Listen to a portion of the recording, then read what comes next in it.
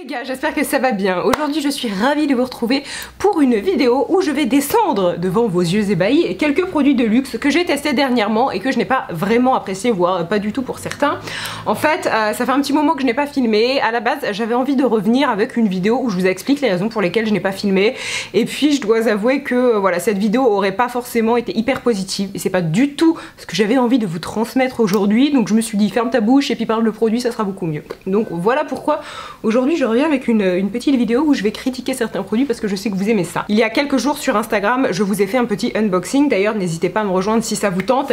Et voilà, la plupart des produits, je vous disais bon bah je vais le tester puis je vais vous dire ce que j'en pense. Et aujourd'hui du coup j'en ai testé plusieurs et maintenant on va en parler plus précisément. Alors le premier produit dont je vais vous parler, je n'en ai parlé nulle part. Je l'ai testé il y a quelques semaines, je l'ai trouvé catastrophique. Je me suis forcée à le retester pour être certaine de mon avis et effectivement rien n'a changé.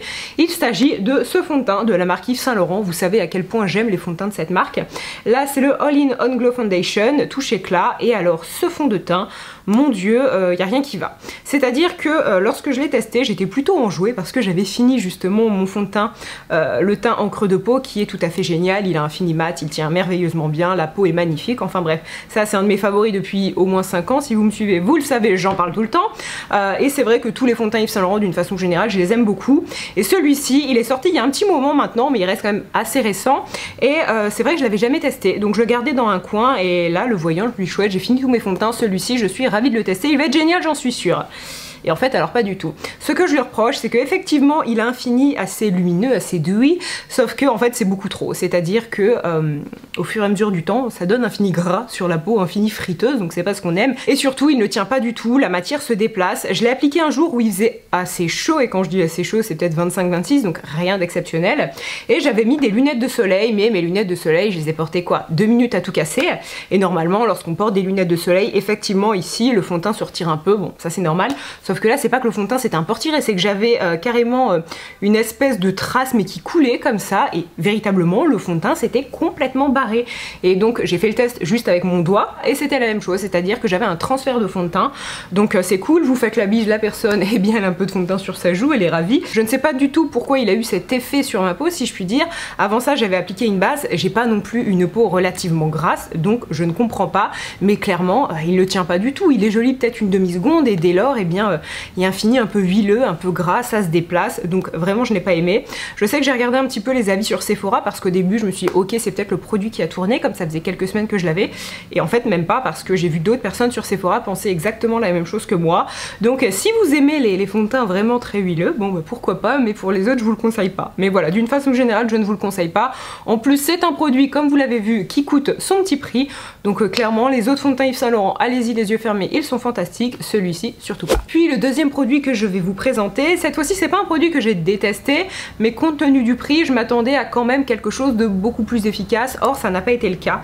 Donc c'est une crème en brume sublimatrice de la marque Givenchy et ça fait partie en fait de leur collection l'Intemporel Blossom. Et en fait cette crème en brume au niveau des promesses elle est plutôt intéressante puisque c'est une brume qui est censée en fait remplacer votre crème hydratante, donc notamment pour les jours où il fait chaud ou appliquer une crème hydratante parfois c'est un petit peu un geste de trop parce que je ne sais pas vous mais on peut avoir un peu la peau collante et c'est pas toujours très agréable. Et donc voilà, une fois de temps en temps c'est vrai qu'on peut se passer de sa crème hydratante et là le concept c'est de la remplacer par ce produit-ci. C'est notamment une brume que vous pouvez appliquer au fur et à mesure de la journée pour vous rafraîchir, tout ça. Donc c'est super chouette. Moi je l'ai appliqué plusieurs fois en matinée donc à la place de ma crème de jour et en soi j'ai pas eu de réaction. J'ai trouvé que voilà, l'effet sur ma peau était pas désagréable, vous avez pas du tout cet effet collant. Lorsque vous l'appliquez c'est un moment assez agréable parce qu'effectivement elle est vraiment rafraîchissante, ça sent bon. Ok, sauf que cette chose coûte aux alentours des 60-62 € et clairement bah pour ça voilà je vous le dis, vous prenez n'importe quelle petite, là je n'en ai pas devant moi mais à la place vous prenez n'importe quelle eau thermale en spray et ça ira tout aussi bien, ça fera exactement le même taf. Certes il n'y aura pas cette petite odeur délicate mais quoi, ça coûtera 5-6 € contre 62 quand même, c'est intéressant. Et voilà, c'est ça que je reproche au produit. En soi effectivement oui ça peut remplacer une fois de temps en temps votre crème hydratante, il n'y a pas de souci, vous n'allez pas vous retrouver avec une peau déshydratée ou plus sèche, sauf que en fait on trouve des alternatives qui sont bien moins coûteuses. Donc voilà, c'est là où je suis déçue. Quand j'ai vu le prix je me suis dit ouais quand même merde, 62 balles pour un truc que tu peux remplacer par un produit que tu vas acheter chez Auchan, Leclerc ou je ne sais où pour quelques euros, bah quand même le choix est vite fait. Pareil il y a marqué anti-fatigue, bon c'est un peu marketing quoi, j'ai pas trouvé une fois appliqué que ouh ma peau avait 10 ans de moins, qu'elle paraissait beaucoup moins fatiguée, tout ça. Donc pour moi c'est vraiment un produit superfétatoire, on peut très largement s'en passer. Puis troisième produit assez onéreux que je n'ai pas aimé, là ça ne fait pas partie des marques de luxe mais ça reste une marque tout aussi chère, il s'agit de la marque Tarte. Donc il s'agit de ce concealer en particulier. Je pense que vous connaissez toutes et tous le Shape Tape qui est très connu, toutes les filles disent wow, il est fantastique. Alors moi je dois vous avouer que je suis mitigée à propos de celui-ci.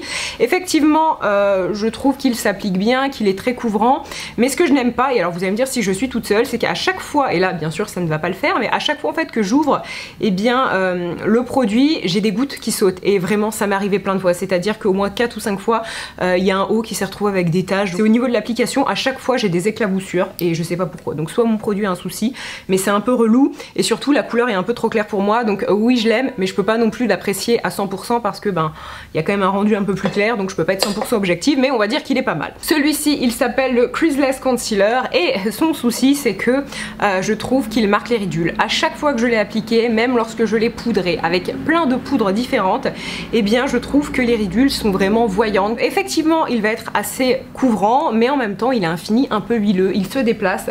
Je vous dirais que c'est un petit peu la même histoire qu'avec ce fond de teint. Bon, ce fond de teint c'est bien pire hein. Celui-ci j'ai quand même appliqué plusieurs fois, j'ai supporté ma journée, ça va, c'était pas horrible, mais je trouve que compte tenu du prix on peut quand même espérer mieux. On trouve des concealers qui sont bien mieux dans des marques bien moins chères. Là voilà, le fait que la tenue ne soit pas ouf, et surtout peu importe ce qu'on fait, et bien les ridules sont marquées, c'est quand même assez dommage. Donc celui-ci je l'aime quand même beaucoup moins, et clairement si vous avez envie d'acheter un concealer chez la marque, prenez celui-ci, et celui-ci oubliez-le. Et finalement un autre produit dont j'ai envie de vous parler, alors disons que ce n'est pas un produit qui est catastrophique, mais j'ai quand même été déçue encore une fois compte tenu du prix, et surtout connaissant d'autres produits qui sont moins chers et bien plus efficaces.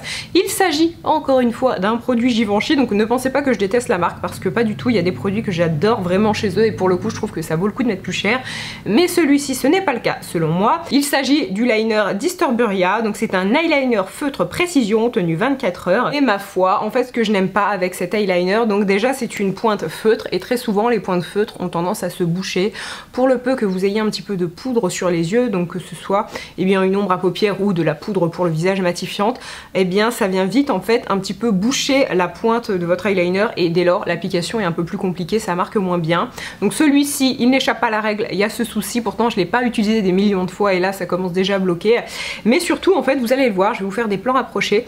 Ce que je n'aime pas c'est la façon dont il est fichu, si je puis dire, parce que vous avez un petit rebord juste avant la pointe en feutre, et lorsqu'on s'appuie en fait, et bien ce petit rebord a tendance à toucher la paupière, donc au niveau de l'application je trouve que ça gêne un peu. Ensuite je le trouve intense certes, mais il a quand même un peu de mal à marquer, faut un petit peu appuyer, et la pointe est très très souple. Donc pour les personnes qui préfèrent quelque chose d'un peu plus rigide comme c'est mon cas, et bien voilà, je trouve qu'encore une fois on n'arrive pas à avoir un tracé hyper rectiligne, et la pointe n'aide pas non plus à tracer une virgule comme on le souhaite, ou du moins faut prendre un peu l'habitude. Elle est fine donc ça c'est bien, mais je trouve que à côté de ça Kat Von D fait des liners tout à fait fantastiques, je vous en parle depuis longtemps. D'ailleurs il y en a un dont je vous ai pas parlé mais qui est très bien, c'est le Tattoo Liner mais version Dagger, qui est comme ceci en fait, avec une pointe un peu biseautée, et alors celui-ci est très très bien, faut juste prendre le coup de main, mais une fois que le coup de main est pris il est fantastique parce que il tient tout aussi bien que le Tattoo Liner. Et celui-ci aussi, un autre de ses soucis, c'est que je trouve qu'il tenait pas très très bien. Dessus il y a marqué que la tenue est 24 heures, bah pas vraiment. La tenue était pas catastrophique en soi, et au cours de la journée je sais que ma pointe elle était un peu effacée, ce qui n'est jamais le cas avec les autres. Donc encore une fois c'est un produit quand même de luxe qui a un certain prix, et je trouve que dans ce cas là il vaut mieux se tourner vers d'autres marques, notamment des marques que l'on trouve en grande surface. J'aime beaucoup les liners de L'Oréal ou de Maybelline, ou bien si vous avez envie de mettre un peu plus d'argent, Benefit en fait des pas mal, et surtout Kat Von D, mais clairement celui-ci pour moi il coûte un petit peu trop cher. En revanche ils ont sorti Givenchy il y a peu des liners qui sont selon moi tout à fait fantastiques, et surtout en fait c'est le liner que je porte aujourd'hui.